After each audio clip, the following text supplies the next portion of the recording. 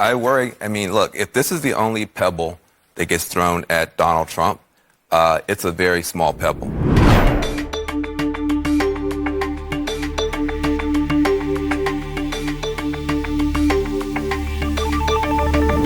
Charged with 34 counts of falsifying business records.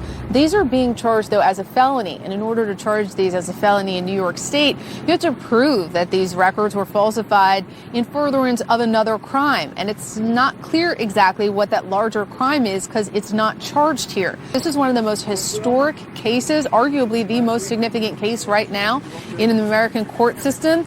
It appears to be built on a pretty shaky foundation because it's not clear what the larger crime is. And look, I've passed 2 bar exams. I'm having a little trouble following Alvin Bragg's argument here, so it's unclear if the average Manhattan juror will be able to follow it as well. And even if they can, even if they get a conviction, it still has to survive appeals, which can be difficult for cases built on novel legal theories. In terms of a case that's being brought against a former president, it's a little underwhelming. The facts are almost 7 years long, and the facts are pretty stale.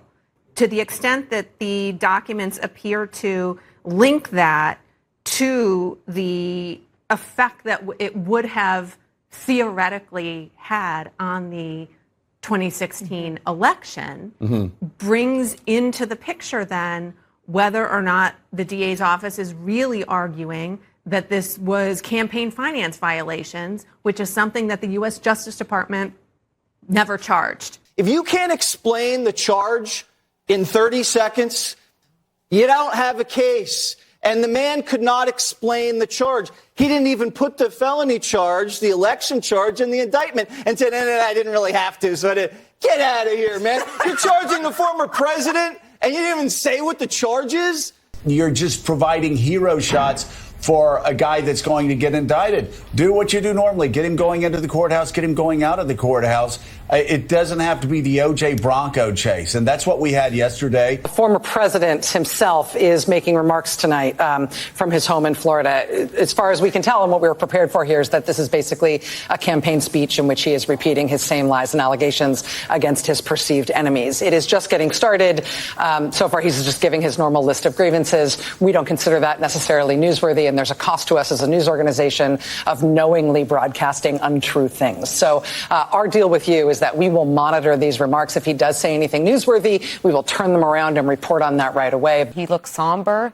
I have to wonder if what he read in the indictment before coming out was more than he anticipated. This looks like a man who the weight of his actions may be catching up with him, and he feels out of control of the situation, at least for the duration of this arraignment. I'm wondering what you see when you see that picture.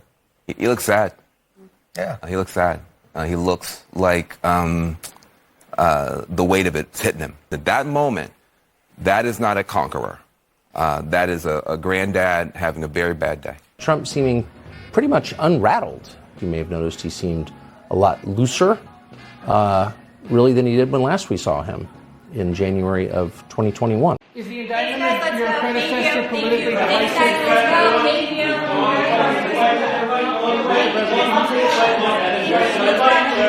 Let's go, guys. Thank you.